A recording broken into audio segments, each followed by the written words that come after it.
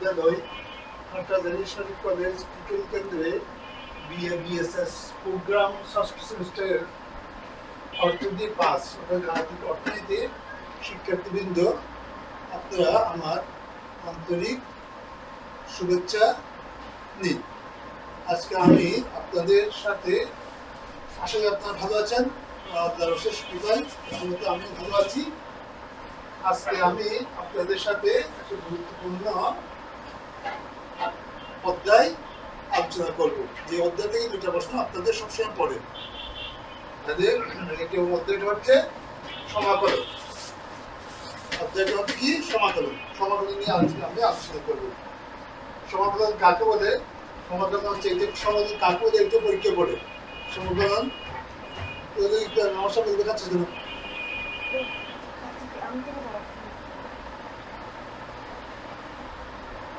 সমাকলন কোন একটি অপেক্ষককে অন্তরীকরণ করলে যে অপেক্ষক পাওয়া যায় তা হতে মূল অপেক্ষক পাওয়ার গাণিতিক পদ্ধতিকে সমাকলন বলে। কোন অপেক্ষককে অন্তরীকরণ করলে যে অপেক্ষক পাওয়া যায় তা হতে মূল অপেক্ষক পাওয়ার গাণিতিক পদ্ধতিকে সমাকলন বলে। যেমন ধরেন, এই যে y is equal to 3x square plus 2, এটা একটা অপেক্ষক। এই অপেক্ষককে যদি আমি অন্তরীকরণ করি তাহলে কি হবে? dy by dx is equal to dy by dx, তারপর 2y এর মান হচ্ছে 3x square plus 2, তাহলে কত হচ্ছে 6x, এটা 0 হয়ে গেছে 6x। তাহলে এটা কি? এই অপেক্ষককে অন্তরীকরণ করাতে আমি যে অপেক্ষক রয়েছে এটা অন্তরীকরণ করেছে 6x। এই এখান থেকে আবার মূল অপেক্ষকে ফিরে যাওয়ার নাম হচ্ছে, পদ্ধতিটা হচ্ছে সমাকলন। কোনো একটি অপেক্ষককে অন্তরীকরণ করলে যে অপেক্ষক পাওয়া যায়, এই যে কোনো একটি অপেক্ষককে অন্তরীকরণ করলে যে অপেক্ষক পাওয়া যায়, এটা পাওয়া যে অপেক্ষক পাওয়া যায় তা হতে মূল অপেক্ষকে ফিরে যাওয়ার মূল অপেক্ষক পাওয়ার গাণিতিক পদ্ধতিকে, এখান থেকে আবার এটা পাওয়ার গাণিতিক পদ্ধতিকে বলা হয় কি? সমাকলন। আশা করি কি আপনারা বুঝছেন কি বললাম, যে কোনো একটা অপেক্ষককে অন্তরীকরণ করলে, এটাকে অন্তরীকরণ করছি, যে অপেক্ষক পাওয়া যায় ওই অপেক্ষককে আবার এটা হচ্ছে মূল অপেক্ষক, এটাকে অন্তরীকরণ করাতে এইটা পেয়েছি, এই অপেক্ষককে পেয়েছি, এই অপেক্ষককে আবার মূল অপেক্ষকে ফিরে পাওয়ার মূল অপেক্ষক ফিরে পড়ে, এই অপেক্ষককে মূল অপেক্ষক ফিরে পাওয়ার গাণিতিক পদ্ধতিকে সমাকলন বলে। তাহলে সমাকলন আবার দুই প্রকার, যথা কি? অনির্দিষ্ট সমাকলন, সুনির্দিষ্ট, নির্দিষ্ট বা সুনির্দিষ্ট সমাকলন। নির্দিষ্ট বলা যায়, সুনির্দিষ্ট বলা যায়। কি? অনির্দিষ্ট সমাকলন, সুনির্দিষ্ট সমাকলন। তো অনির্দিষ্ট সমাকলন কাকে বলে? কি? প্রান্তিক অপেক্ষক হতে মূল অপেক্ষক নির্ণয়ের পদ্ধতিকে কি অনির্দিষ্ট সমাকলন বলে। এটা হচ্ছে প্রান্তিক অপেক্ষক। এটা হচ্ছে কি? এটা হচ্ছে কি? এটা হচ্ছে প্রান্তিক। এটা হচ্ছে যেটা করছি সেটা হচ্ছে প্রান্তিক। এই প্রান্তিক অপেক্ষক থেকে প্রান্তিক অপেক্ষক হতে মূল অপেক্ষক নির্ণয়ের পদ্ধতিকে অনির্দিষ্ট সমাকলন বলে। এখান থেকে যদি এই প্রান্তিক অপেক্ষক যেটা পেয়েছি সেখান থেকে মূল অপেক্ষক নির্ণয়ের যে পদ্ধতি সেটা হচ্ছে কি? অনির্দিষ্ট সমাকলন। এই ক্ষেত্রে সমাকলনের নির্দিষ্ট মান থাকে না। এখানে সমাকলনের কোনো কি নাই, নির্দিষ্ট মান নাই, কোনো মান থাকে না। অর্থাৎ চলক যে কোনো মান গ্রহণ করতে পারে, অর্থাৎ চলক যে কোনো মান গ্রহণ করতে পারে। চলক যে কোনো মান কি করতে পারে? গ্রহণ করতে পারে। এবং সমাকলকীয় ধ্রুবক যোগ করতে হয়। সমাকলকীয় ধ্রুবক যোগ করতে হয়। এখানে কি করে? সমাকলন করে একটা সমাকলিত ধ্রুবক যোগ করতে হয়। এই যে এখানে ধরেন আমরা ডিফারেন্সিয়েশন করেছি, ডিফারেন্সিয়েশন করাতে কি করেছি? 6x পেয়েছি, এখানে 2টা চলে গেছে। এখন যদি এটা আমি কি করি? অন্তর্গণ করি, তাহলে কি হবে না? ওই যে এটা পাওয়া যাবে না। যেমন আমি অন্তর্কলন করে এটা দেখো কি সমাকলন করে দেখাচ্ছে। এটা এই যে কি পাইছে আমাকে দেয়া আছে, কি আছে 6x dx, এটা দিয়ে আছে। সমাকলন করতে বলছে এটাকে। যদি সমাকলন করি তাহলে এটা 6 dx। তাহলে এখানে সমাকলন অন্তর্কলন সময় কি করতে হয়, পাওয়ার থেকে এক বিয়োগ যায়। এখানে কি ছিল 6 দুগুণা 6 6x হচ্ছে, এখানে 2 ছিল, 2 থেকে বাদ দিয়ে আরেক আছে এখানে। এখানে অন্তর্কলন করার সময় পাওয়ার থেকে এক মাইনাস করতে হয়, আর সমাকলন করার সময় পাওয়ারের সাথে এক যোগ করতে হয়। তাহলে সমাকলন মানে যোগকরণ, যোগ করা। অন্তর্কলন মানে বিয়োগ করা, কি বিয়োগ করা, পাওয়ার থেকে এক বিয়োগ করা। সমাকলন যোগকরণ, যোগ করা, কি যোগ করা, পাওয়ার সাথে এক যোগ করা। যেমন ধরেন এইটা করলাম 6, যদি এইটা তারপরে এইটা থেকে x 1 আছে, 1 প্লাস 1 1 প্লাস 1 এটা আবার নিচে দিতে হয়। তাহলে প্লাস কি দিতে হবে, সি দিতে হবে। এইখানে আমি এখানে আসতেছি, দেখেন তাহলে কি পাচ্ছি 6 ইনটু x আছে x1 x স্কয়ার, নিচে হচ্ছে কি 2 প্লাস সি, এই 3 দুগুণা 6 3, এই 3x স্কয়ার আসছে।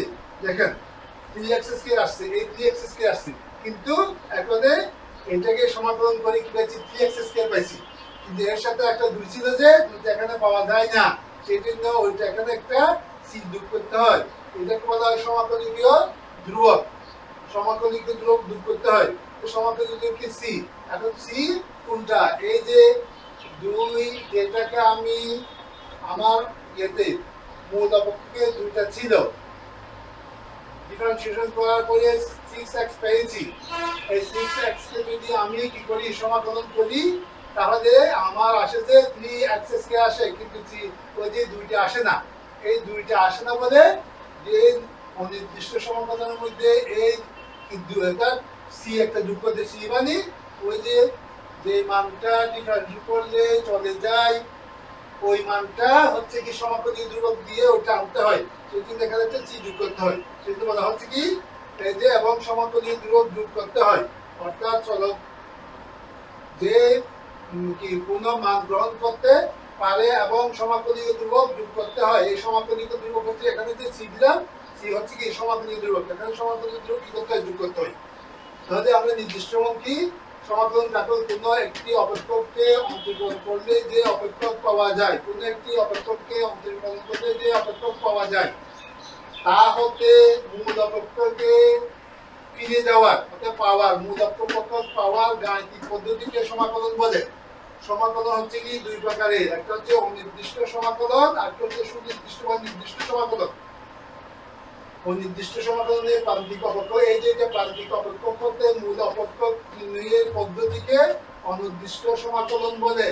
প্রান্তিক অপেক্ষক থেকে মূল অপেক্ষক নির্ণয়ের পদ্ধতিকে অনির্দিষ্ট সমাকলন বলে। হ্যাঁ, অনির্দিষ্ট সমাকলন বলে। এই ক্ষেত্রে সমাকলনের নির্দিষ্ট মান থাকে না, এই নির্দিষ্ট কি থাকে না, মান থাকে না। অর্থাৎ চলক যে কোনো মান গ্রহণ করতে পারে, এখানে যে 6 চলকটা আছে সেটা যে কোনো মান গ্রহণ করতে পারে এবং সমাকলনীয় ধ্রুবক যোগ করতে হয়। এইভাবে একটা সমাকলনীয় ধ্রুবক যোগ করতে হয়। এই যে যোগ না করলে এই যে ফুল যেটা আছে ওইটা পাওয়া যাবে না। সমাকলন এখানে আরেকটা আছে সমাকলনীয় ধ্রুবক, একটা মান আছে যেটা মান কি এখানে আনা যায় না, সেটাকে আপনি সমাকলনীয় ধ্রুবক যোগ করতে হয়। যেহেতু আমার নির্দিষ্ট মান, এটা নির্দিষ্ট মান অনির্দিষ্ট পরীক্ষায় পড়ে, তারপর কি নির্দিষ্ট বা সুনির্দিষ্ট মানে অনির্দিষ্ট, এটা নির্দিষ্ট বা সুনির্দিষ্ট সমাকলন। নির্দিষ্ট বলতে পারি, সুনির্দিষ্ট বলতে পারি। কোনগুলো বলতে নির্দিষ্ট, কোনগুলো সুনির্দিষ্ট দিছে। আপনাদের বইতে নির্দিষ্ট আছে নির্দিষ্ট সমাকলন। কোন অবিচ্ছিন্ন অপেক্ষকে রেখাচিত্রে নির্দিষ্ট অংশে ক্ষেত্রফল নির্ণয়ের পদ্ধতিকে নির্দিষ্ট সমাকলন বলে। এটা এখন ডিটেইলস পরে এগুলো বইয়ের পর বুঝাবো, আগে শুধু যেটা সংজ্ঞাটা জেনে নেন এর জন্য পরীক্ষার জন্য। কোন অবিচ্ছিন্ন অপেক্ষকে রেখাচিত্রের নির্দিষ্ট অংশের ক্ষেত্রফল নির্ণয়ের পদ্ধতিকে নির্দিষ্ট সমাকলন বলে। এই পদ্ধতি প্রয়োগের নিয়ম কি অনির্দিষ্ট সমাকলনের মতোই, তবে এক্ষেত্রে সমাকলনীয় কি সীমাস্থ মানদয় ব্যবহার করতে হয়। সীমাস্থ মানদয়, এই সমাকলনে সীমাস্থ, এই যে সমাকলন যেটা আছে এখানে যে সমাকলন দিছি, এখানে একটা সীমা মান 0 থেকে 3 পর্যন্ত সীমাস্থ মান। এই যে নির্দিষ্ট মধ্যে কি থাকবে, এখানে এ দিয়ে থাকবে, অনির্দিষ্ট মধ্যে শুধু এ থাকবে, 6x থাকবে, dx থাকবে। কিন্তু নির্দিষ্ট মধ্যে এখানে একটা কি সীমাস্থ মান থাকবে, কোথা থেকে কত পর্যন্ত, x এর মান কত থেকে কত যাবেন, x থেকে 3 পর্যন্ত। এই এখানে সীমাস্থ মান কি করতে হয়, সীমাস্থ মান কি থাকে মান ব্যবহার করতে হয়, সীমাস্থ মানদয় ব্যবহার করতে হয়। ফলে নির্দিষ্ট মান পাওয়া যায় এবং কোনো ধ্রুবক কি পদ যোগ করতে হয় না। এই যে কোনো ধ্রুবক পদ কি করতে হয় না, যোগ করতে হয় না। নির্দিষ্ট মাধ্যমে কোনো ধ্রুবক পদ যোগ করতে হয় না। তো এই গেল প্রিয় শিক্ষার্থী, আমরা তাহলে সমাকলন কাকে বুঝছি, সমাকলন কিভাবে নির্ণয় করতে হয়, নির্ণয়ের কয়টা পদ্ধতি তা বলছি, দুটো পদ্ধতিতে অনির্দিষ্ট পদ্ধতি, আসলে নির্দিষ্ট পদ্ধতি। অনির্দিষ্ট পদ্ধতিতে কি করতে হয়, কি প্রান্তিক অপকর্তে মূলককে জানতে হয় এবং এখানে একটা সমাকলনীয় ধ্রুবক কি করতে হয়, যোগ করতে হয়, সমাকলনীয় ধ্রুবক যোগ করতে হয়। এখন আমি সমাকলনের কয়েকটা নিয়ম সূত্র আপনাদেরকে এখন দেখাচ্ছি। আমি এখন আপনাদেরকে দেখাচ্ছি ধ্রুবকের বেশ কয়েকটি নিয়ম দেখাচ্ছি। নিয়মগুলা এখন আপনারা দেখেন, কয়েকটা নিয়ম আছে, 2-3টা নিয়ম দেখাই দিব। নিয়ম না জানলে অঙ্ক করতে পারবেন না। ওগুলো নিয়মগুলো জানতে হয়। আসলে ওগুলো হাতে কলমে আমাকে ক্লাসের সামনে করাইতে হইতো। আপনারা প্রশ্ন করতে পারতেন, আমি সাথে সাথে উত্তর দিতে পারতাম। এখন কিছু না বুঝলে সাথে কথা বলতে পারতেছি না, সেই জন্য আপনি কি বুঝতেছেন না সেটা আমি ধরতে পারতেছি না এবং আপনাদেরকে হাতে কলমে শিখাইতে পারছি না। আচ্ছা, তাহলে এখানে দেখেন, এখানে 5 একটা হচ্ছে ধ্রুবকের নিয়ম। প্রথমে হচ্ছে ধ্রুবকের নিয়ম কি লিখেছি, 1 নম্বর দিয়েছি কি 5dx, অর্থাৎ এই সমাকলনের চিহ্ন দিলাম। তো এখানে 5 হচ্ছে একটা ধ্রুবক, 5 হচ্ছে কি একটা ধ্রুবক। তাহলে এটা যদি ইয়ে করতে হয়, এখানে কি করতে হবে, নিয়মটা হচ্ছে 5 টাকা আগে নিয়ে আসবো, ধ্রুবকটাকে আগে নিয়ে আসবো, এখানে একটা 1 দেবো, dx দেবো। তাহলে এখন দেখেন 1 থেকে যদি আমরা অন্তর্গত করি কি পাই, x পাই। যেমন ধরেন এই যে y ইউ টু x, এটা হচ্ছে একটা অপেক্ষক। এই অপেক্ষকে এটাকে যদি আমরা ইয়ে করি, ডিফারেন্সিয়েশন করি, y by dx equal to d by dx, তাহলে x এর মান দিই, x এর হলে কি হয়, যে 1 হয়। এটা অন্তর্গতটা জানতে হবে আপনাকে। x এর ডিফারেন্সিয়েশন করলে কি হয়, 1 হয়। কেমনে হয়, এইভাবে হয়। পাওয়ারটা আগে আসলো, পাওয়ার থেকে 1 বিয়োগ করলেন, তাহলে কি হলো, 1 দিয়ে গুণ করে কি করলেন, এখানে একটা 0, কিন্তু আসলে পাওয়ার দিয়ে যদি মান হচ্ছে 1, তো এইভাবে কি 1 হয়। তাহলে 1 কে যদি আমি সমাকলন করি কি পাবো, x পাবো। কারণ x কে ডিফারেন্সিয়েট করলে কি পাইছি, 1 পাইছি। তাহলে 1 থেকে সমাকলন করে কি পাবো, x পাবো। এটা অন্তর্কলনের থেকে যেটা পাইছি, সেখান থেকে যেটা পাইছি সেখান থেকে মূলে যাওয়ার নাম হচ্ছে কি, সমাকলন। তাহলে এখানে সেজন্য এখানে x এর ডিফারেন্সিয়েট যদি 1 পাই, তাহলে 1 যেটা আছে সেটার সমান কি হয়ে যাবে, x হয়েছে। আর এটা উঠে যাবে, dx কাজ করে উঠে যাবে। এই একটা সমাকলনীয় ধ্রুবক c যোগ করতে, সমাকলনীয় ধ্রুবক c যোগ করতে হবে। তাহলে একটা হচ্ছে, এটা হচ্ছে কিসের নিয়ম বললাম, এটা হচ্ছে ধ্রুবকের নিয়ম। এখানে ধ্রুবক। তারপর আরেকটা দেখেন, আরেকটা নিয়ম দেখাই, দুইটা দিয়ে এখন শেষ করবো। এটাতে y dx, তাহলে এখানে কি আছে, y হচ্ছে একটা, এখানে y ধ্রুবক, তাহলে এটা y কে বাইরে নিয়ে যায়, তাহলে এখানে কি আছে, 1 থাকবে, dx। তাহলে কি হবে, y ইনটু 1 কে কি করলে আমরা 1 কে কি করলে সমাকলন করলে কি পাই, x পাই, x প্লাস একটা চিহ্ন দিতে হবে, ওই সমাকলনীয় ধ্রুবককে যোগ করতে হবে। তাহলে দুইটা দেখাইলাম। আর যদি শুধু কি থাকে, যদি কি থাকে, এই দেখেন কিছু নাই, অর্থাৎ dx, তার মানে dx মানে এখানে হচ্ছে 1 dx, কি 1 dx, এই 0 টি দিলাম, 1 টা কি 1 যেটা আছে কি হবে, x হয়ে গেল, plus c, x plus c, এটা x প্লাস c। আপনাদের এটা একটু বুঝতে হবে, না জানলে কি না পারলে আমাদের কমেন্ট করে আমাকে কি করতে হবে, জেনে নিতে হবে। আপনার কমেন্ট করলে আমি আপনাদের আবার ক্লাসের মধ্যে নিয়ে কি করবো, আপনাদের বুঝিয়ে দেবো। তাহলে একটা নিয়ম শিখাইলাম, এটা হচ্ছে কিসের নিয়ম, ধ্রুবকের নিয়ম। এবার শিখাবো কি, ঘাতের নিয়ম অর্থাৎ পাওয়ারের নিয়মটা শিখাই দেবো এখন। পাওয়ারের নিয়ম দেখেন, পাওয়ারের নিয়মটা একটা অঙ্ক দিয়ে দিলাম, কারণ এগুলো আপনি এমনি মূল অঙ্কে গেলে বুঝবেন না, আগে তো আপনাকে নিয়ম শিখাতে হবে। সেই জন্য আগে নিয়ম ডি এক্স নাকি সমাকল কি ইন্টিগ্রেশন এক্স কিউব ডিএক্স সমান কি হবে, যা আছে তার সাথে পাওয়ার সাথে এক যোগ করতে হবে, আর যেটা যুক্ত পাওয়ার সাথে যেটা যুক্ত এটা পাওয়ার শুদ্ধ যোগ এটা আনতে হবে, তারপর একটা সি দিতে হবে, প্লাস বি দিতে হবে। তাহলে কি পাইলাম, x to the power 4 divide by 4 plus C. এইটা হচ্ছে ঘাত। ঘাতের নিয়মে দেখবেন কি করতে হবে, এটা হচ্ছে ঘাত মানে পাওয়ার, পাওয়ার সাথে কি এক যুক্ত করতে হবে, সবসময় পাওয়ার যুক্ত এবং যেটা পাওয়ার এবং তার সাথে যে যেটা যোগ করছেন এটা আবার একটা ইয়ে দিয়ে নিচে ভাগের মতো করে কি করতে বসাইতে হবে, এটা হচ্ছে নিয়ম। তারপরে দেখেন আরেকটা কি হচ্ছে, x to the power -3 dx সমাকলন দিলেন। তাহলে আমাদের বললাম কি, এটাতে দিলেন -3 প্লাস 1 সবসময় এক যোগ হবে, যেটা এখানে করতেছি উপরে পাওয়ার যেটা হচ্ছে সেটা নিচে বসাইতে হবে 1 প্লাস সি প্লাস সি। তাহলে কি হলো আমার x to the power -2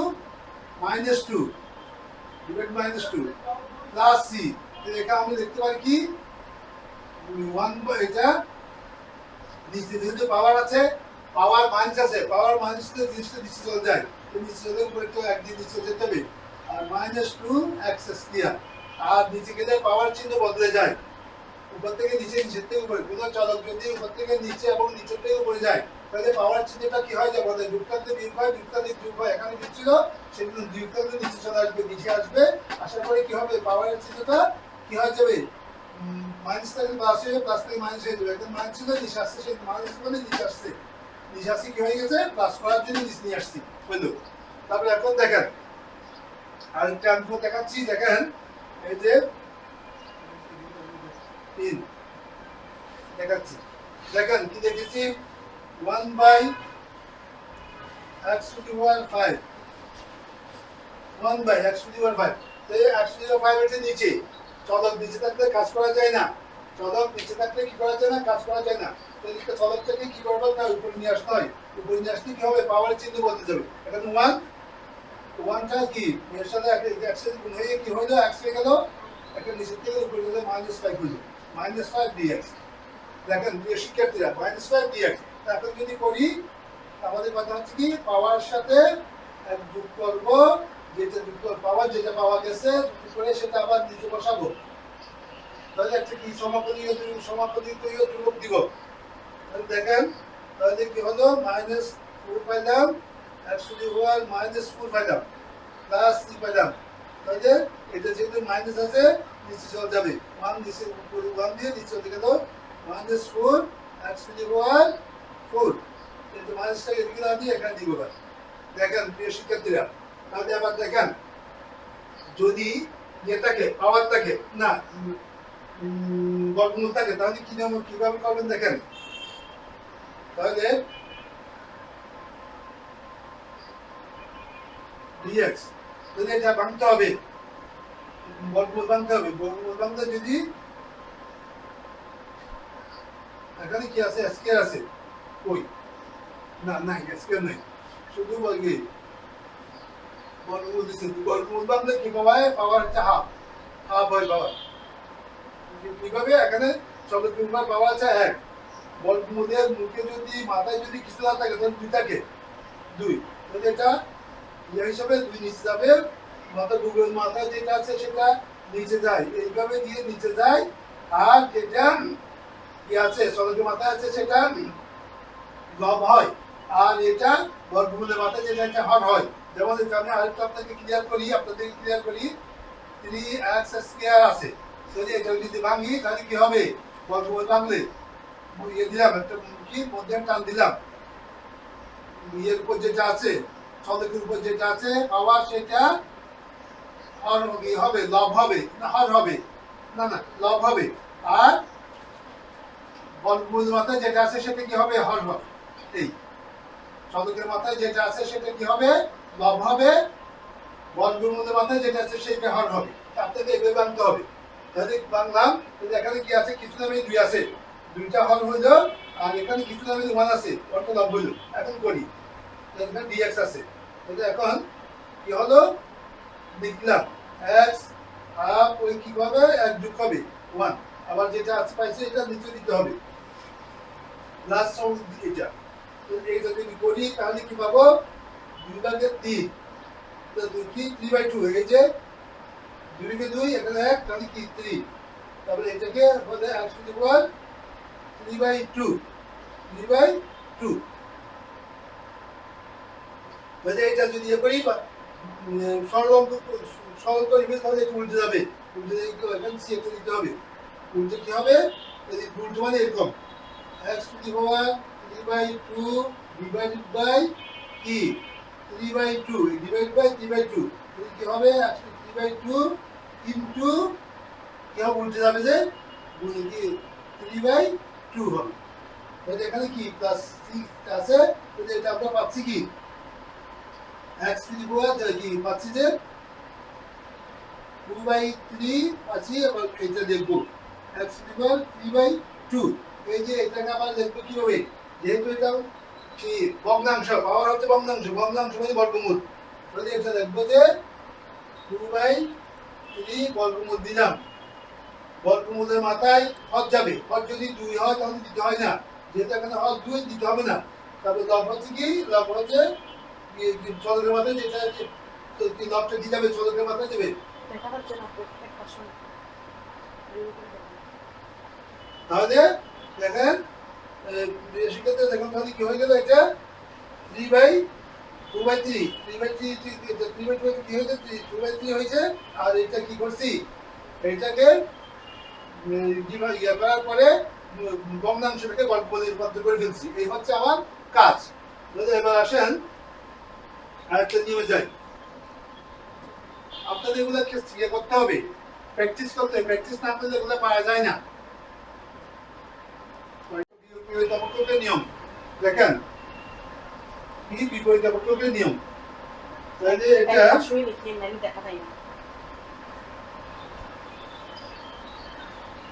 dx হলো এটা উপরে, অর্থাৎ 1/1 কিছু হইলে এটা হচ্ছে বিপরীতবর্তক।